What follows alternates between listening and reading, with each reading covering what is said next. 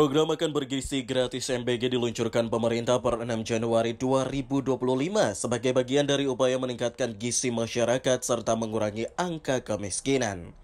MBG ditetapkan sebagai salah satu program prioritas nasional 2025-2029 di bawah pemerintahan Presiden Prabowo Subianto.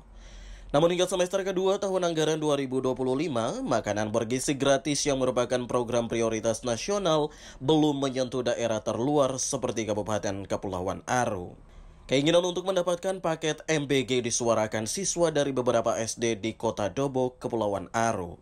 Karena dengan paket MBG dapat membantu siswa yang kurang mampu yang membutuhkan pemenuhan gizi yang layak. Sekolah pagi ke siang? Siang. Kalau sekolah siang itu ada dong rasa bagaimana? Ada rasa bagaimana? Rasa senang.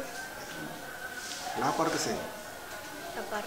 Kepala SD Negeri 6 Dobo Honoratus Namsa mengatakan, sampai saat ini belum ada informasi yang jelas terkait pemberian makanan bergizi gratis di Kepulauan Aru. Hal ini perlu menjadi perhatian pemerintah agar pemberian MBG dapat merata bagi semua siswa, khusus yang berada di pulau-pulau terluar dan terdepan. Sampai saat ini, makanan gizi itu belum terlaksana di Kabupaten Kepulauan Aru.